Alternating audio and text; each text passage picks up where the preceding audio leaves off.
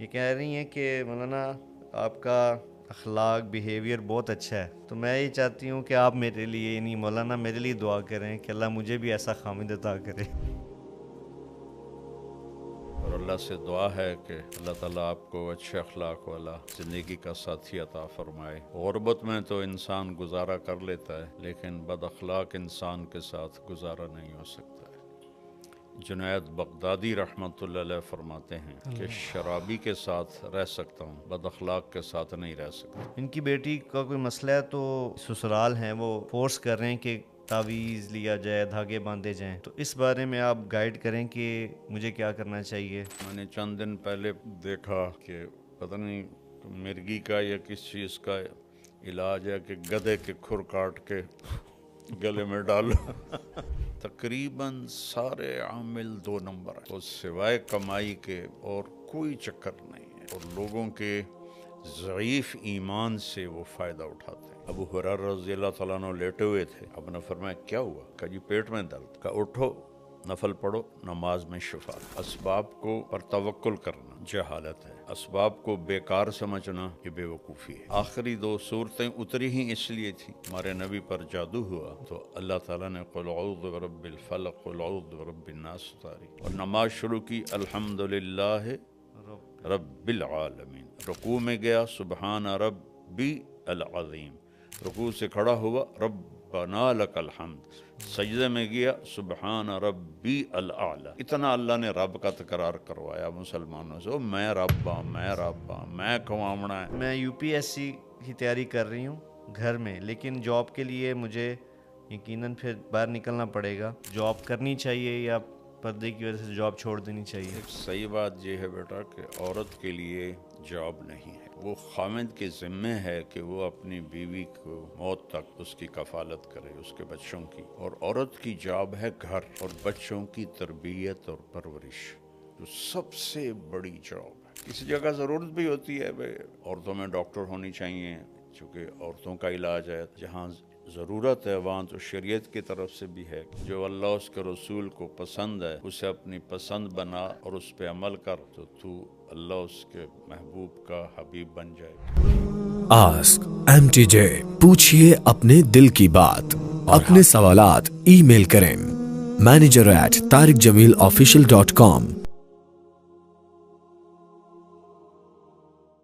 بسم اللہ الرحمن الرحیم، والصلاة والسلام علی نبی الامین وعلی آلہ واصحابہ اجمعین۔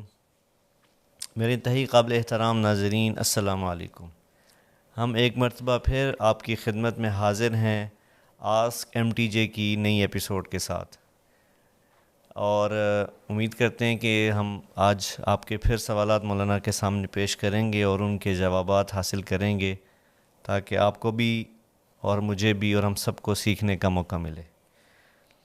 تو بابا سب سے پہلا سوال ہے، شیخو پورے سے ایک ڈاکٹر زینب ہیں جو گائناکولوجسٹ ہیں، اور گھر کا بھی دیکھ بھال، بچے بھی ہیں ان کے، فیملی۔ پہلا سوال ان کا یہ ہے کہ سیرت نبوی پہ پوچھ رہی ہیں کہ کیا آپ کی کوئی کتاب ہے، اور دوسرا سوال یہ ہے ان کا کہ چاہتی ہیں دین سیکھنا، لیکن پہلے مصروفیت کی وجہ سے وقت کم ہوتا ہے، تو آن لائن اگر سیکھنا چاہیں تو اس کے لیے کیا کریں؟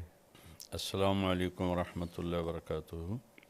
بسم اللہ الرحمن الرحیم، والصلاة والسلام علی رسولہ الکریم وعلی آلہ وصحبہ اجمعین۔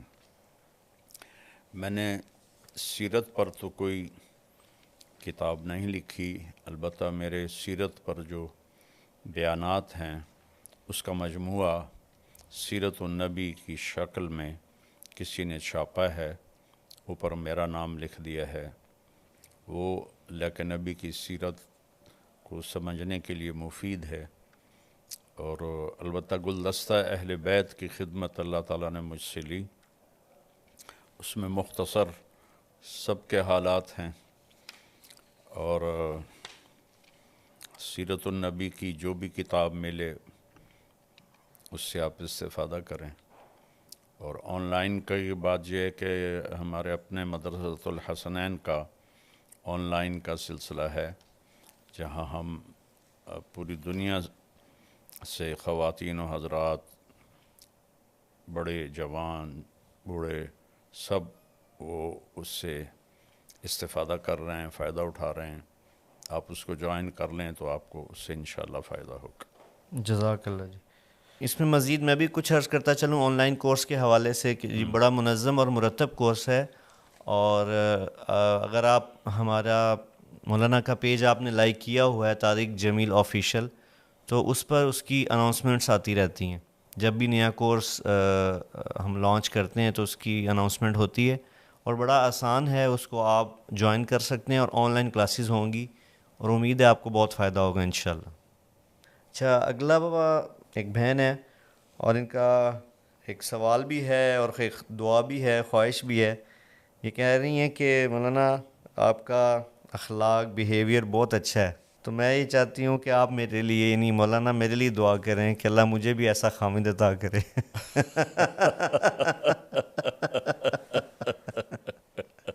ان کا اچھا جی، نام تمنا ہے جی، اور ان کی تمنا ہے کہ ان کو آپ جیسا خامد ملے اخلاقاً. اللہ کرے میرے اخلاق ایسے ہی ہوں جیسے یہ بیٹی گمان کر رہی ہیں. آمین. اور اللہ سے دعا ہے کہ اللہ تعالیٰ آپ کو اچھے اخلاق والا زندگی کا ساتھی عطا فرمائے. آمین. کہ غربت میں تو انسان گزارا کر لیتا ہے، لیکن بد اخلاق انسان کے ساتھ گزارا نہیں ہو سکتا ہے. جنید بغدادی رحمۃ اللہ علیہ فرماتے ہیں کہ شرابی کے ساتھ رہ سکتا ہوں، بد اخلاق کے ساتھ نہیں رہ سکتا. اللہ. اور اللہ کے نبی کا فرمان ہے کہ ان اثقل شیء فی میزان المومن حسن خلق. اللہ. قیامت کے دن جب اعمال کو تولا جائے گا تو سب سے زیادہ وزنی عمل ترازو میں اچھے اخلاق ہوں گے. اللہ اکبر. اور پھر آپ نے مردوں کو خاص طور پر فرمایا کہ تم میں سب سے بہترین انسان وہ ہے جو اپنے گھر والوں کے ساتھ بہت ہی اچھا معاملہ کرے. اللہ آپ کو نصیب فرمائے، ہر بچی کو نصیب ہر بچے. فرمائے، آمین. اور ہر بچی کو بھی ایسے اخلاق عطا فرمائے جو اپنے خاوند کے لیے راحت ہو. آمین. جی، اگلا جو سوال ہے بابا وہ بڑا ہی اہم ہے اور بہت زیادہ آپ کہہ لیں آج کے ماحول پہ اثر انداز ہوتا ہے. تو یہ بھی ایک بہن ہے جن کا نام بسمہ ہے، اور یہ ان کا اپنا مسئلہ انہوں نے ذکر کیا، لیکن اس سوال میں اس کے جواب میں کئی لوگوں کی رہنمائی ہوگی. ان کی بیٹی کا کوئی مسئلہ ہے، تو ان کا کہنا ہے کہ ان کو جو ان کے اہل سسرال ہیں وہ اس پہ فورس کر رہے ہیں کہ تعویذ لیا جائے، دھاگے باندھے جائیں، تعویذ، دھاگے، عملیات یا دم کروایا جائے. اس چیز کے اوپر بہت زیادہ زور دیتے ہیں سسرال والے. پوچھنا وہ یہ چاہ رہی ہیں کہ میرا ان چیزوں پہ بالکل یقین نہیں ہے، تو اس بارے میں آپ گائیڈ کریں کہ مجھے کیا کرنا چاہیے، کہ اس طرف تعویذ یا عمل یا عملیات کی طرف جانا چاہیے یا علاج کرنا چاہیے. اور یہ آپ دیکھتے بھی ہیں بابا سوشل میڈیا پہ آج کل ایک بھرمار ہے. اس وقت تو سوشل میڈیا پر بھرمار ہے، یہ پڑھ لو، وہ پڑھ لو، یہ کر لو، وہ کر لو. میں نے چند دن پہلے دیکھا کہ پتہ نہیں مرغی کا یا کس چیز کا علاج ہے کہ گدھے کے کھر کاٹ کے گلے میں ڈالو. اللہ ان کو ہدایت دے، انہوں نے امت کو گمراہ کر دیا. اللہ نے ہمیں سورۃ فاتحہ دی ہے جو ہر بیماری کے لیے شفا ہے، اور آیات شفا ہیں قرآن میں، وہ پڑھیں. آخری 2 صورتیں اتری ہی اس لیے تھیں ہمارے نبی پر جادو ہوا تو اللہ تعالیٰ نے قل اعوذ برب الفلق قل اعوذ برب الناس اتاری. کسی عامل کے پاس جانے کی ضرورت نہیں ہے، تقریباً سارے عامل 2 نمبر ہیں، اور سوائے کمائی کے اور کوئی چکر نہیں ہے، اور لوگوں کے ضعیف ایمان سے وہ فائدہ اٹھاتے ہیں. اور ایک ایمان کا ضعف ہے، ایک جہالت ہے. تو اس سے عاملوں کی تو مٹی بھی سونا بنتی جا رہی، اور لوگ ویسے کہ ویسے ہیں. تو اس لیے عاملوں سے کوئی 3-4 میل دور رہیں، نماز پڑھیں، نفل پڑھیں۔ ابو ہریرہ رضی اللہ تعالیٰ عنہ لیٹے ہوئے تھے، اب نے فرمایا کیا ہوا؟ کہ پیٹ میں درد ہے۔ کہ قم فصل فإن فی الصلاۃ شفاء۔ ابو ہریرہ کیا ہوا؟ کہ جی پیٹ میں درد ہے۔ کہ اٹھو نفل پڑھو، نماز میں شفا ہے۔ اللہ، اب یہ عمل بتائیں تو عاملوں کی روزی جاتی۔ وہ کہ اس لیے میری گزارش ہے کہ عاملوں سے دور ہی رہیں تو اچھا ہے۔ اور ایک اور بڑا مسئلہ بابا سامنے آتا ہے کہ بہت سے لوگ بجائے علاج کے جن کو دوا کی ضرورت ہوتی ہے وہ بھی رخ کرتے ہیں عاملین کا۔ ایسے کتنے لوگوں مار دیے انہوں نے، جی علاج کی بجائے وہ عاملوں کے پاس جاتے ہیں، اخیر پھر وہ یا تو شدید بیماریوں میں مزید بڑھ جاتے ہیں جی یا پھر آگے چلے جاتے ہیں۔ تو اس لیے یہ جو عام ذہن ہے بابا کہ دوائی لینا یا اسباب کو اختیار کرنا، اس کو توکل کے خلاف سمجھا جاتا ہے۔ یہ تو بے وقوفی ہے۔ اس بارے میں تھوڑی سی آپ اگر رہنمائی کر دیں تو فائدہ ہوگا۔ یہ سننے دیکھیں، اسباب کو پر توکل کرنا یہ تو جہالت ہے۔ اسباب کو بیکار سمجھنا یہ بے وقوفی ہے۔ اللہ نے بنایا کیوں ہے سب کچھ؟ یہ سارا اس لیے تو والذی خلق لکم ما فی الارض جمیعا، یہ سب کچھ جو بنایا تمہارے لیے بنایا۔ اللہ، اور اللہ کے نبی نے خود حضرت سعد بن ابی وقاص رضی اللہ تعالیٰ عنہ کے مرض کی تشخیص کی، انک لمفعود، تجھے دل کا دورہ ہے، اور تو اس کو 7 کھجوریں عجوہ کی گٹھلی کوٹ کے کھلاؤ۔ یہ تو اپنی طرف سے۔ پھر فرمایا اس کو حارث بن کلدہ کے پاس بھیجو، وہ اس کا علاج کرے۔ وہ طائف میں طبیب تھے، ان کے پاس بھیجا علاج کے لیے۔ سبحان اللہ۔ تو یہ بیوقوف لوگ ہیں جو کہتے ہیں کہ توکل کا مطلب ہے کہ بس کچھ بھی نہ کرو۔ حضرت عمر رضی اللہ عنہ جمعہ پڑھا کے اترے، اٹھے مصلی سے، جی ایک طرف کچھ نوجوان بیٹھے تھے۔ آپ نے فرمایا من انتم، کون لوگ ہو؟ نوجوان تھے۔ کہ نحن المتوکلون، ہم توکل والے ہیں۔ فعلاہم بدرتہ، انہوں نے اپنا درہ اٹھایا اور ایک ایک کی کمر کو سیکا۔ کہا اللہ آسمان سے سونا نہیں برساتا، پانی برساتا ہے۔ اللہ اکبر۔ اور جمعے کی نماز سی نا، تو اللہ کہتا ہے اذا قضیت الصلاۃ فانتشروا فی الارض، تو تم یہاں بیٹھے ہو، اللہ اوپر سے تمہیں پھینکے گا۔ اگر آئندہ تم یہاں نظر آئے میں تمہارے چہرے لال کر دوں گا۔ اللہ اکبر، سب کو بھگا دیا۔ اللہ اکبر۔ او قل ثم توکل، ایک صحابی نے پوچھا یا رسول اللہ اونٹ کو باندھ کے توکل کروں یا ویسے ہی توکل کروں؟ آپ نے فرمایا او قل ثم توکل، پہلے اس کو باندھو پھر توکل کرو۔ اللہ ہمارے نبی غار میں چھپے بیٹا، اللہ، کیا آپ میں توکل نہیں تھا؟ سبحان اللہ۔ 3 دن سخت گرمی ستمبر کے مہینے، 27 صفر کی رات، 28 صفر کی رات، 29 صفر کی رات، اور 1 ربیع الاول کو آپ وہاں سے نکلے، اور سارا راستہ تبدیل کیا۔ ایک کافر رہبر تھا، عبداللہ بن اریقط، حضرت ابوبکر صدیق کا دوست تھا۔ بعد میں اس کا کوئی تذکرہ نہیں ملتا کہ وہ ایمان لایا یا نہیں لایا۔ اس کو رہبر بنا کے آپ نے سفر پر آیا۔ تو اسباب کا ترک، اس کو توکل سمجھنا، یہ بہت ہی غلط۔ اور اسباب میں یوں لگنا کہ حلال حرام کی پہچان ہی ختم ہو جائے، جھوٹ نہ بولیں تو روٹی کہاں سے کھائیں، رشوت نہ لیں تو روٹی کہاں سے کھائیں، یہ بھی حرام ہے۔ اللہ تعالیٰ نے پہلا تعارف ہی کروایا ہے الحمدللہ رب العالمین، صرف تمہارا نہیں، پتہ نہیں کتنے عالم ہے کہ سب کا رب، سب کو پالتا ہوں۔ میں کہتا ہوتا ہوں کافروں کو توحید میں دھوکہ لگا، وہ پتھروں کے آگے جھک گئے، بتوں کے آگے جھک جی گئے۔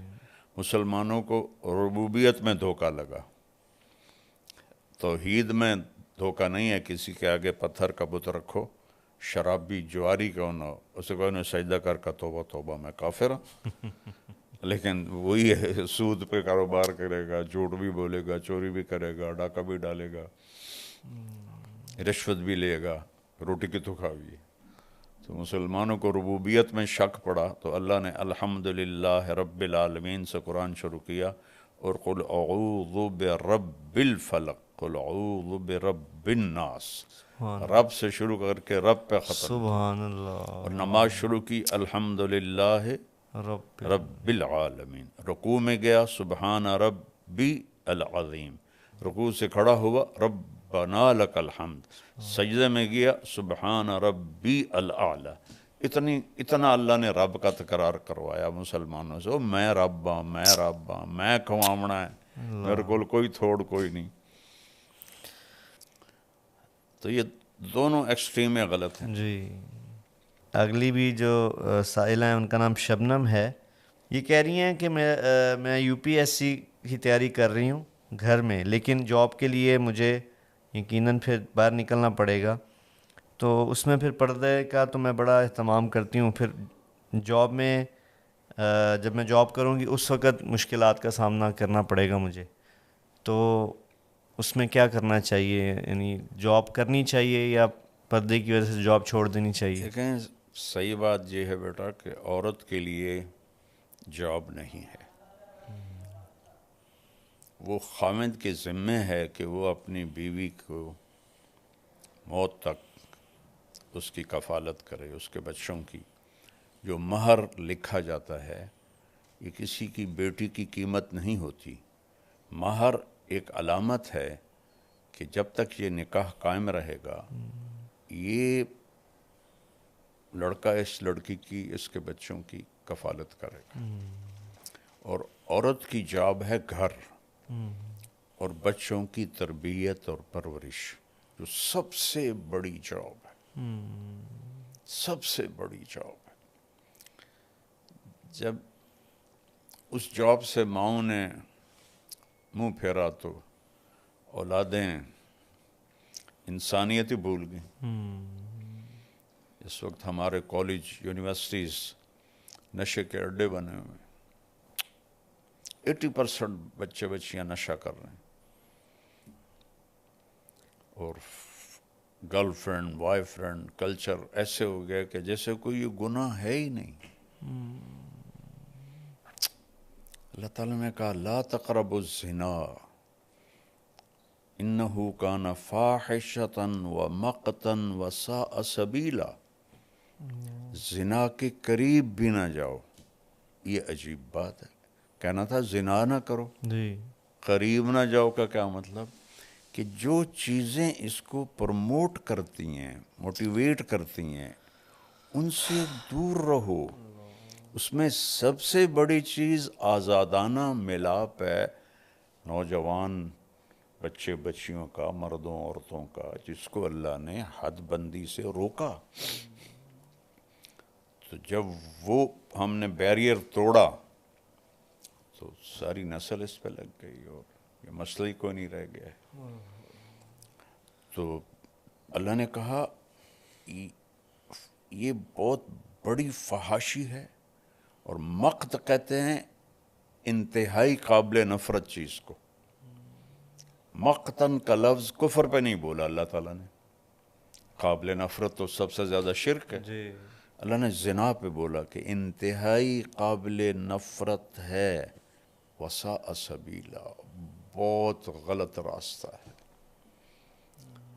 تو ماؤں کا کردار تھا بچے بچیوں کو ٹائم دے کے انہیں ایک اچھا مرد بچہ، اچھی بچی بنانا۔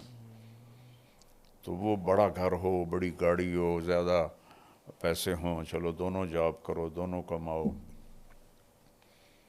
تو کسی جگہ ضرورت بھی ہوتی ہے بھائی عورتوں میں ڈاکٹر ہونی چاہیے، چونکہ عورتوں کا علاج ہے، اس کے لیے تو جی جہاں ضرورت ہے وہاں تو شریعت کی طرف سے بھی ہے، جی لیکن وہ بھی اب ایکسیس ہو چکا ہے. ایک سیٹ ہوتی ہے اور 1000 اپلیکیشن آئی ہوتی ہیں، اتنی زیادہ ہو گیا. اب میں میڈیکل کالجوں میں کب سے جا رہا ہوں. جی ایک زمانہ ہوتا تھا بس ایک تھوڑی سی جگہ میں لڑکیاں ہوتی تھی، باقی لڑکے. اب 70% میڈیکل کالج میں لڑکیاں ہوتی ہیں، 30% لڑکے ہوتے ہیں. اور یہ 70% کہاں کھپیں گی؟ اتنی جابیں ہیں. تو وہ آخر میں جا کے ہاؤس وائف بن کے بیٹھ جاتی ہیں. کوئی ہوتی ہے جو، تو اس کی ڈیمانڈ تھوڑی ہے، سپلائی زیادہ ہے. زیادہ.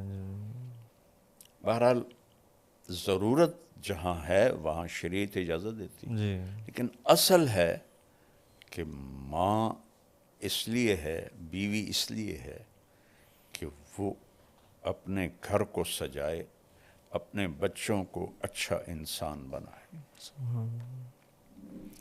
تاکہ میں جاب سے روکتا نہیں ہوں، جی گھر نہیں چل رہا اور تنگی ہے،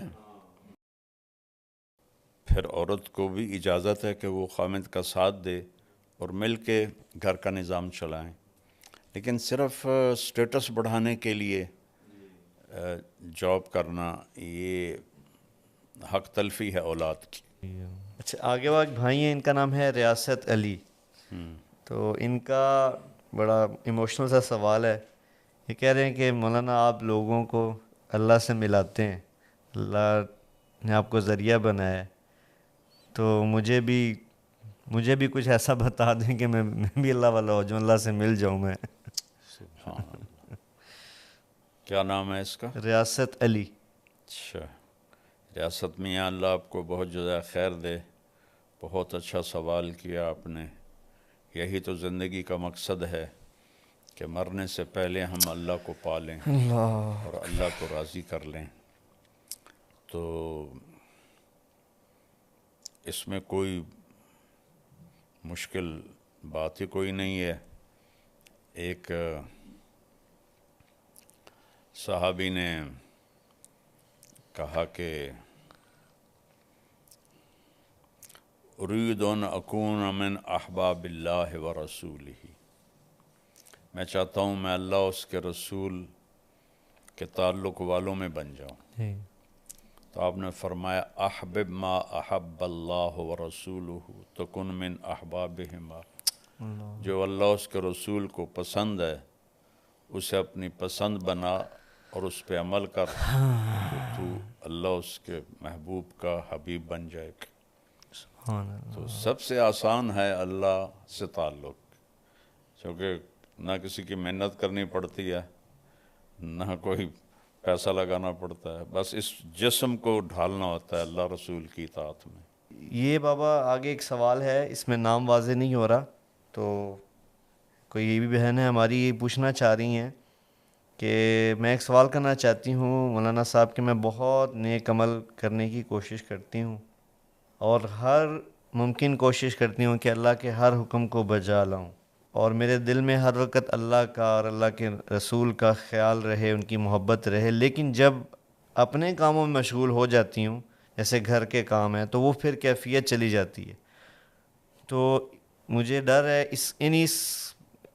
جب یہ میری کیفیت چلی جاتی ہے تو مجھے لگتا ہے کہ میرا ایمان چلا گیا ہے، میرے سے کیفیت چھن گئی ہے. تو اس بارے میں آپ کی رہنمائی. یہ تو فطری چیز ہے، اس میں ایمان جانے کی کیا بات. صحیح. جب اس پہ کوئی پریشان ہونے کی بات نہیں ہے. حذیفہ نام ہے ان کا، یہ بس خواہش کا اظہار ہی کر رہے ہیں. یہ پاکستانی بھائی ہیں، پرتگال میں رہتے ہیں اور بہت دعا کرتے ہیں کہ اللہ کرے وہ کہتے ہیں میری اور آپ کی زندگی لمبی ہو، اللہ آپ کو پرتگال لے کے آئے، پھر ہماری وہاں پہ ملاقات ہو. حذیفہ نام ہے ان کا. اللہم آمین. حذیفہ بھائی اللہ ہمیں پرتگال لائے، مولانا کو اور آپ کی ملاقات ہو. اچھا جی، یہ بابا اگلے ہمارے بھائی ہیں محمد عثمان ان کا نام ہے. یہ پوچھنا چاہ رہے ہیں کہ مولانا صاحب کیا آپ ہمیں بتا سکتے ہیں کہ ہمارے نبی کی روزانہ کی زندگی کیسی تھی؟ ایک تو عبادات ہے جو سنتے چلے آ رہے ہیں، لیکن اس سے ہٹ کے ہمارے نبی کیسے زندگی گزارتے تھے، ایک عام جو معمولات ان کے ہوتے تھے. فجر کی نماز کے بعد آپ کا ہلکا لگتا تھا. اول وقت میں فجر کی نماز ہوتی تھی جی جو اشراق تک چلتا تھا، صحیح. تو اس میں ہر قسم کی باتیں ہوتی تھی. اوہ ماشاء اللہ. کبھی دین کی بات ہوتی تھی، کبھی دنیا کی بات ہوتی تھی، اور ایک ملٹی پرپز قسم کا کبھی ہنسی مذاق ہوتا تھا. اللہ. سید بن حضیر رضی اللہ تعالیٰ عنہ بہت لطیفہ گو صحابی تھے. وہ اسی محفل میں کبھی جب لطیفے سناتے تو صحابہ ہنس ہنس کے گر پڑتے تھے، اللہ کے نبی کے سامنے ایسے گر جاتے تھے. اور کبھی آپ پوچھتے آج کسی نے کوئی خواب دیکھا ہے، یا آپ اکثر پوچھتے آج کسی نے کوئی خواب دیکھا ہے. یہ میں نے مولانا سعید خان صاحب رحمہ اللہ میں دیکھا. ان کے ساتھ جو سفر ہوئے تو ہم فجر کی نماز گھر پہ پڑھتے تھے ان کے ساتھ جب، تو پھر وہ پوچھتے بھئی کسی نے کوئی خواب دیکھا ہے. یہ بس ان میں دیکھی ہے بات. اور کبھی آپ خاموش ہو کے بیٹھ جاتے اور صحابہ کوئی موضوع چھیڑ دیتے، آپ ان کے ساتھ اس موضوع میں شریک ہو جاتے. اللہ. تو جابر فرماتے ہیں ہم کھانے کا ذکر کرتے تو آپ کھانے کی بات ہمارے ساتھ کرتے، ہم باغات کا ذکر کرتے تو باغات کی بات ہمارے ساتھ کرتے، ہم دین کی بات کرتے وہ دین کی بات ہمارے ساتھ کرتے. تو یہ اس طرح کی ایک بڑی ہلکی پھلکی محفل ہوتی تھی. یعنی اس میں وہ اپنی وضاحت کے لیے پوچھ رہا ہوں، جیسے ہم ایک سمجھتے ہیں کہ اگر دینی حلقہ ہے تو صرف دین کی بات ہی ہو، ایسا نہیں ہوتا تھا. نہیں نہیں نہیں، اللہ اکبر. میں اس سید رضی اللہ عنہ کے لطیفے آپ کو بتا رہا ہوں. تو وہ ایک بہت اچھی مجلس ہوتی تھی. سبحان اللہ. پھر آپ جب ایک نیزے کے برابر سورج ہو جاتا تھا تو آپ 2 نفل پڑھتے تھے، 4 نہیں پڑھتے تھے، 2 پڑھتے تھے. اور نوافل بس یہ 2 ہی آپ مسجد میں پڑھتے تھے، باقی سب گھر پڑھتے تھے. آپ کی تو آپ کے نوافل ہمارے لیے سنت ہیں، یہ سارے آپ گھر پڑھتے تھے. اللہ. صرف فرض مسجد میں پڑھاتے تھے آ کر، یا پھر جب اعتکاف ہوتا تھا تو پھر وہ تو وہاں ٹھہرنا ہی ہوتا تھا. تو اس کے بعد آپ مسجد سے نکلتے اور ہر اپنی زوجہ محترمہ کے پاس جاتے اور ان کا حال پوچھتے، اور اس کے بعد آپ تشریف لاتے اس گھر میں جہاں آپ کی باری ہوتی تھی. وہاں پھر آپ تھوڑی دیر آرام فرماتے تھے. اس کے بعد پھر اٹھ کر اگر کوئی وفود آئے ہوتے تھے تو پھر آپ ان کے لیے تیار ہو کر مسجد جاتے اور ان وفود کے ساتھ ملاقات کرتے. یا کوئی اور محفل مجلس ہوتی تو آپ اس کے لیے باہر تشریف لے جاتے تھے. اگر جلدی فارغ ہو جاتے تھے تو پھر دوبارہ گھر آ جاتے تھے. جب بھی گھر سے نکلتے تھے مسواک فرماتے تھے، جب گھر داخل ہوتے تھے مسواک فرماتے تھے. مستقل آپ کی عادت تھی کہ آپ گھر سے نکلتے ہوئے مسواک وضو، اور گھر میں داخل ہوتے ہی پہلے مسواک فرماتے تھے. وہ جو پیلو کا جو بہت ہی اعلیٰ مسواک ہوتا ہے، اب تو ملتا ہی نہیں. پھر آپ ظہر کی نماز ادا فرماتے تھے اور اس کے بعد آپ تھوڑی دیر قیلولہ فرماتے تھے. پھر آپ جا کے بازار کا چکر لگاتے تھے اور سارے بازار کا معائنہ کرتے تھے. منڈی میں جاتے تھے، منڈی میں کیسے تجارت ہو رہی ہے اس کا معائنہ فرماتے تھے.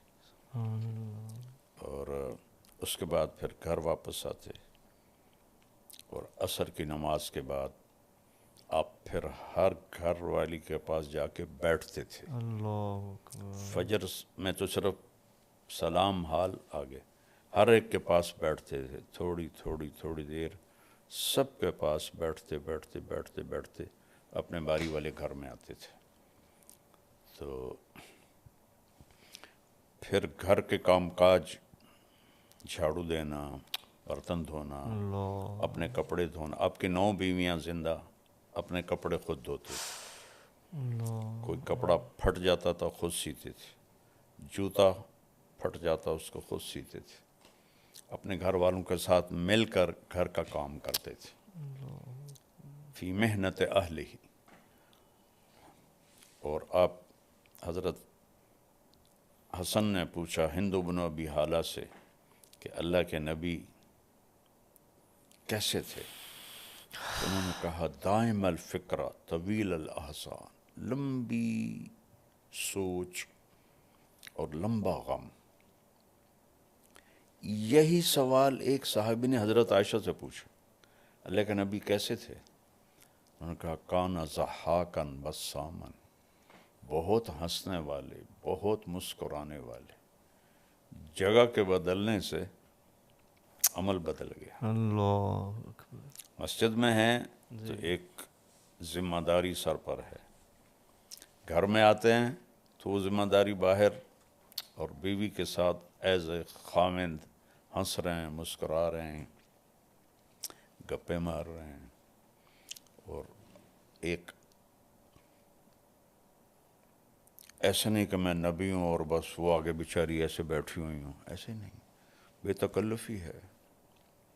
حضرت عائشہ نے حلوہ پکایا، حریرہ جو ذرا پتلا ہوتا ہے، اوپر سے حضرت سودا آ گئیں، حضرت سودا نے اپنی باری حضرت عائشہ کو دے دی تھی، تو ان میں بڑی دوستی تھی، تو انہوں نے کہا سودا یہ میں نے حلوہ بنایا، کھاؤ۔ انہوں نے کہا مجھے بھوک نہیں۔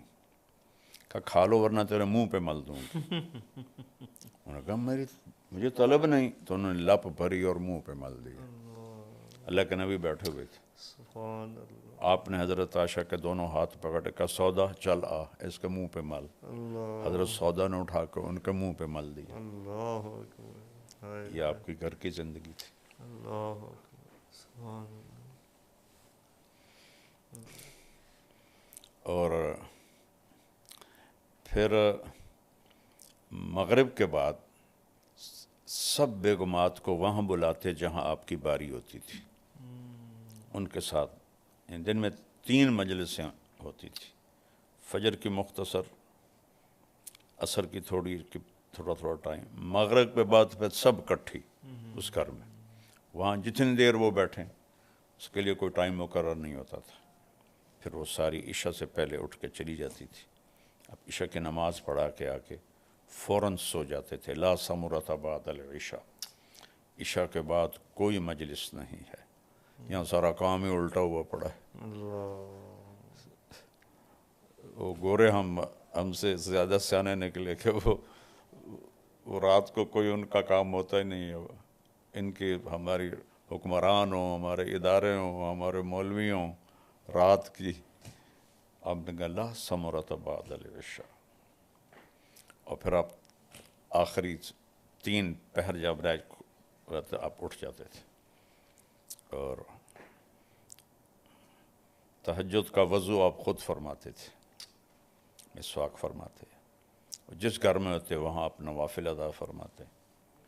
حضرت عائشہ کے گھر کی تفصیل تو معلوم ہے کہ وہ آگے لیٹی ہوتی تھی، آپ نفل پڑھتے تھے، تو جب آپ سجدے میں جاتے تو جگہ تنگ تھی تو آپ ایسے رانوں پہ ہاتھ مارتے، وہ اپنی ٹانگیں سکیڑ لیتی اور آپ سجدہ کرتے، پھر کھڑے ہوتے وہ پھر ٹانگیں لمبی کر لیتی، انہیں نہیں کہتے تھے اٹھ کے تہجد پڑھو۔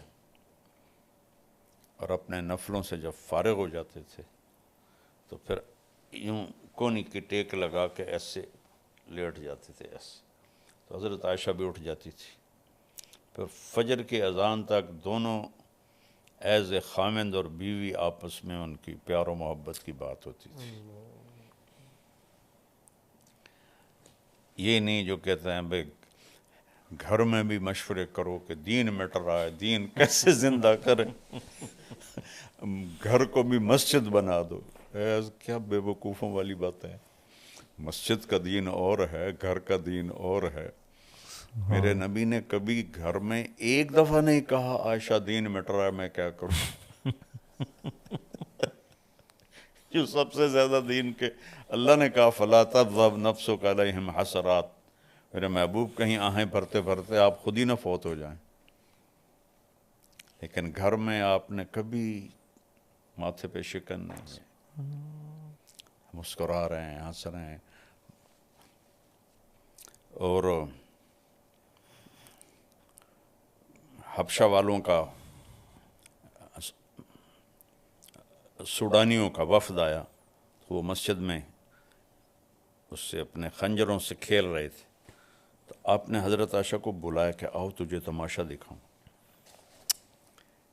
کوئی کر سکتا ہے یہ؟ اللہ اکبر. تو آپ آگے کھڑے ہو گئے, حضرت عائشہ پیچھے کھڑی ہو گئیں, یہاں تھوڑی رکھ لی اور تماشا دیکھتی رہیں. جب حضرت عائشہ نے کہا بس, پھر آپ پیچھے ہٹے. کچھ عرصے کے بعد حبشہ والوں کا وفد آیا. اب حضرت عائشہ نے کہا میں نے دیکھنا ہے.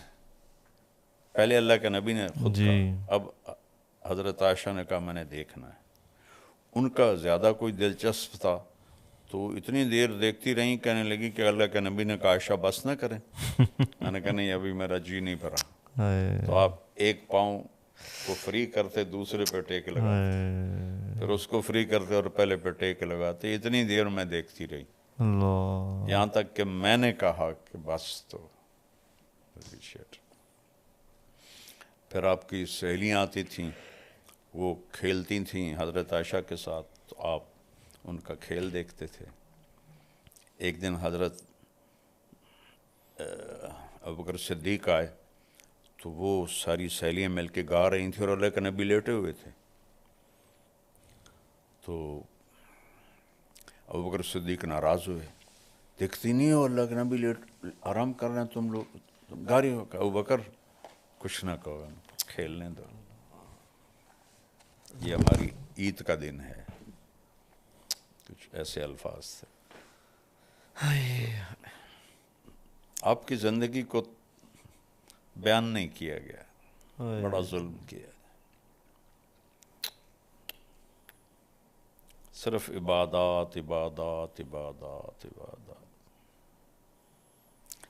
آپ اپنی جوتی سی رہے تھے, گرمی کے دن تھے, حضرت عائشہ چرخہ چلا رہی تھی, ٹھیک, آپ کے ماتھے پہ پسینہ آ گیا. تو کہیں سے شعاع پڑی ہوگی سورج کی, تو اس سے وہ ریفلیکٹ ہو کر 7 رنگ ہوتے ہیں, جی. روشنی کے 7 رنگ. یہ میرا قیاس ہے. تو ایسا ہوا کہ حضرت عائشہ کی نظر پڑی نا آپ کے ماتھے پر, تو وہ موتیوں کی طرح وہ پسینے کے قطرے چمک رہے تھے. تو ان کا چرخہ رک گیا. تو وہ ایسے ہاتھ میں, وہ ایک ہاتھ میں وہ پونیاں, ہم اس کو پنجابی میں کہتے تھے, وہ روئی, اور ایک چرخے کے دستے پر ایسے. تو تھوڑی دیر اللہ کے نبی متوجہ نہیں ہوئے. پھر آپ کو محسوس ہوا کہ چرخے کی آواز نہیں آ رہی. تو آپ نے ایسے سر اٹھا کے دیکھا تو وہ ایسے. آپ نے کہا خیریت عائشہ؟ کَإِذَا رَأَيْتُ إِلَىٰ أَسِرَّةِ وَجْهِهِ برقت کا برق العارض المتحلل. جب میں اس کے ماتھے کو تشبیہ تخت سے, جب میں اس کے تخت کو دیکھتی ہوں تو ایسے چمکتا ہے جیسے آسمان پہ بجلیاں چمکتی. تو آپ نے کہا عائشہ آج تو نے میرا دل خوش کر دیا. اللہ. یہ میرے نبی کی زندگی تھی. سبحان اللہ.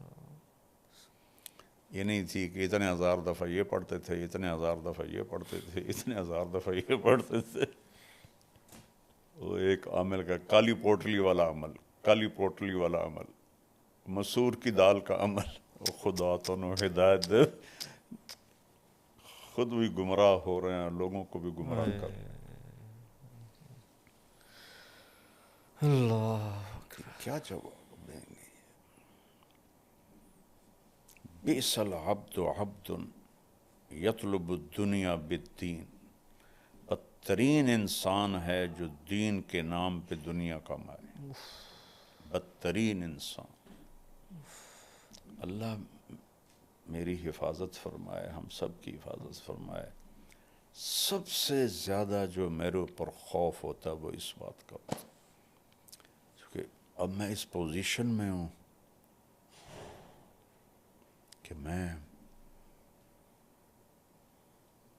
آپ کو ایک واقعہ سناتا ہوں، اچانک سے یاد آ گیا۔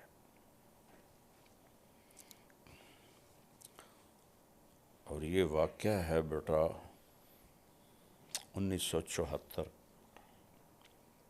ہمارا سبق ہو رہا تھا حیات الصحابہ کا، سردیوں کا زمانہ تھا، اور لڑکوں کی نگرانی کے لیے مطبخ کے اندر ایک سبق ہوتا تھا کہ لڑکے مہمانوں کے لیے روٹیاں بناتے تھے، تو مطبخ والوں نے شکایت کی کہ یہ ہمارے قابو نہیں آتے آپ کے شاگرد، تو پھر 2 گھنٹے سبق ہوتا تھا، ایک استاد روزانہ وہاں بیٹھتا تھا۔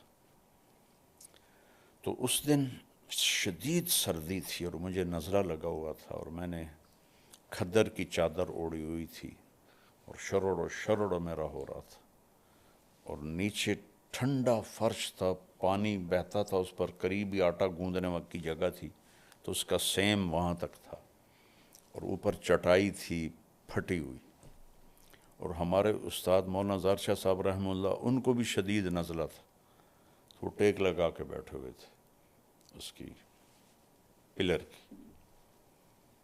تو ہم سردی سے ایسے بھیڑ کی طرح سکڑے ہوئے تھے، چونکہ برآمدے میں سبق ہوا تھا، ٹھنڈی ہوا آ رہی تھی، تو کبھی کبھی مولانا ترغیب دیتے تھے، تو سبق میں کوئی بات آئی اور انہوں نے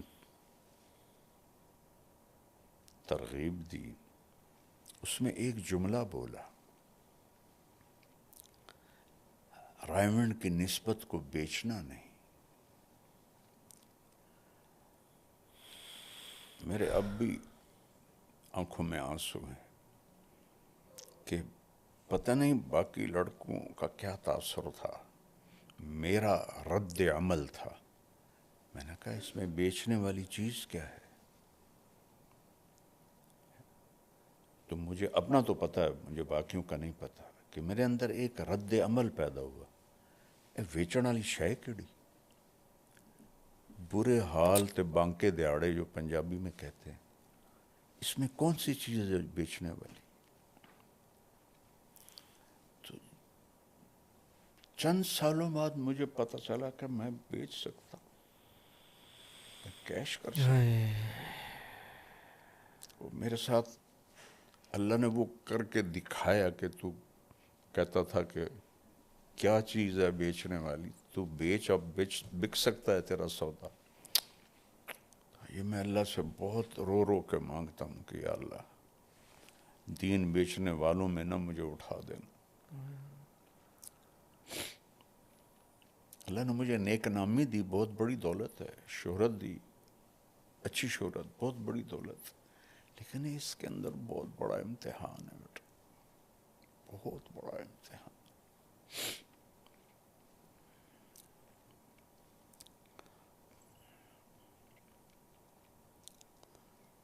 تو میرے نبی کے بہت خوبصورت، کبھی کسی مولوی نے کہا ہے آؤ بیگم دوڑ لگائیں، کیسے بتاؤں اپنے نبی کو؟ میرے اللہ، جہاد کا سفر ہے اور آپ سب کو آگے بھیج دیتے ہیں، کہتے ہیں عائشہ دوڑ لگاؤ گی؟ عائشہ نے نہیں کہا، آپ نے کہا عائشہ دوڑ لگائیں۔ حضرت عائشہ آگے بڑھ گئیں، کچھ سال گزرے، پھر دوبارہ چلو بھائی آگے، سب غائب ہو گئے، عائشہ دوڑ لگائیں۔ کیا وہ کہتی ہیں یوم دن تبدن، تو میں ذرا موٹی ہو گئی تھی، تو اللہ کا نبی آگے بڑھ گئے تو کہنے لگے حاضہ بتل کا، اب آج تو اور میں برابر ہو گئے۔ کیا زندگی ہے! یہاں جتنا کوئی دیندار ہوتا ہے اتنا ہی وہ بد دماغ بھی ہو جاتا ہے، بد اخلاق بھی ہو جاتا ہے۔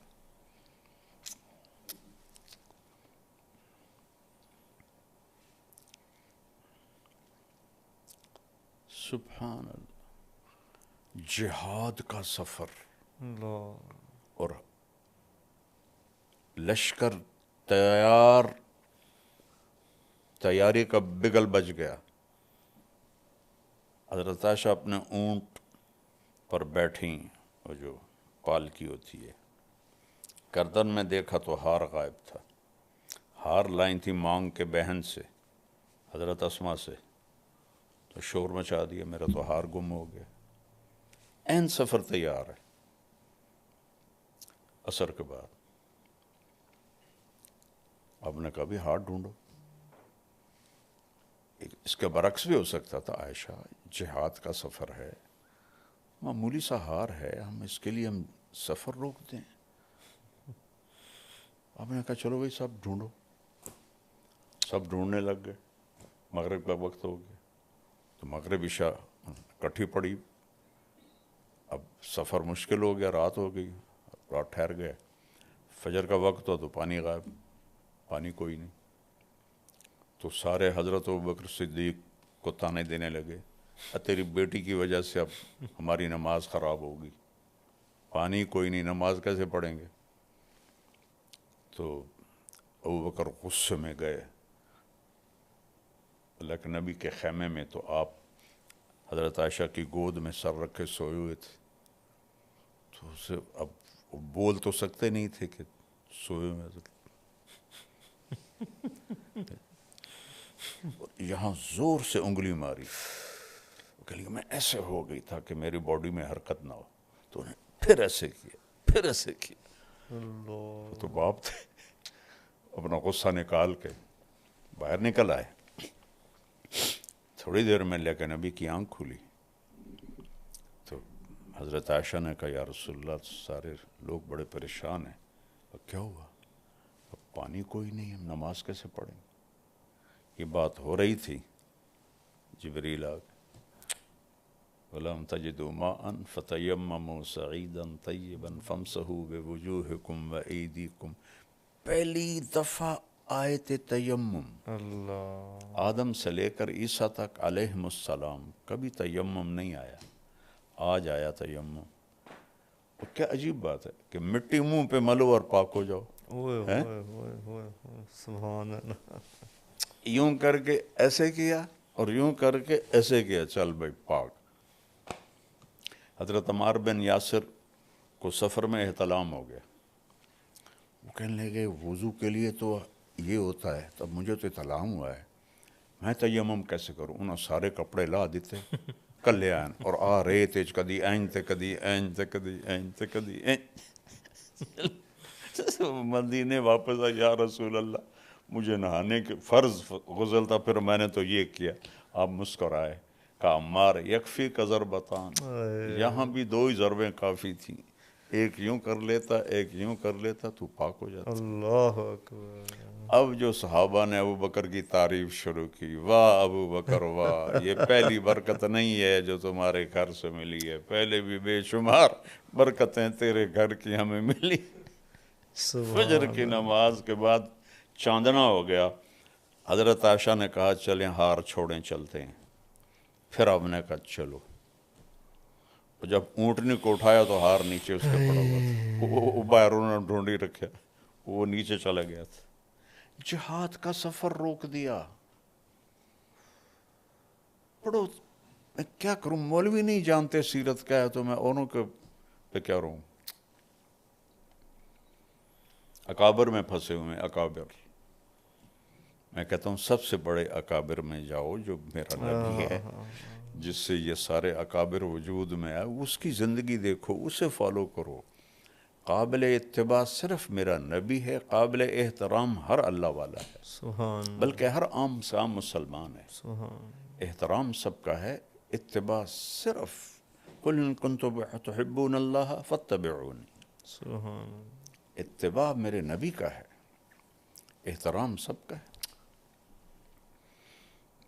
لیکن اللہ کیا کروں؟ وہ جو گیت تم نے سنا نہیں میری عمر بھر کا ریاض تھا، میرے درد کی تھی وہ داستان جسے تم ہنسی میں اڑا گئے۔ میں تو کتنے سال ہو گئے اللہ کے نبی کی سیرت کو بولتے ہوئے۔ جی معزز ناظرین، اسی کے ساتھ آج کی ایپیسوڈ کا اختتام ہوا۔ انشاءاللہ آپ سے ملاقات ہوگی اب نیکسٹ ایپیسوڈ میں۔ اور ایک ضروری بات عرض کرتا چلوں آپ سے کہ سکرین پر دیے گئے ای میل پر آپ اپنے سوالات بھیجیں۔ بہت سے ہمارے بہن اور بھائی ڈائریکٹ میسیجز کر دیتے ہیں ہمارے سوشل میڈیا پلیٹ فارمز پہ، تو ان سب کا احاطہ کرنا مشکل ہے، تو آپ سے گزارش ہے کہ سکرین پر دیے گئے ای میل ایڈریس پر ہی اپنے سوالات بھیجیں اور اپنے ان سوالات کا جوابات مولانا کی زبانی سنیں۔ بہت شکریہ۔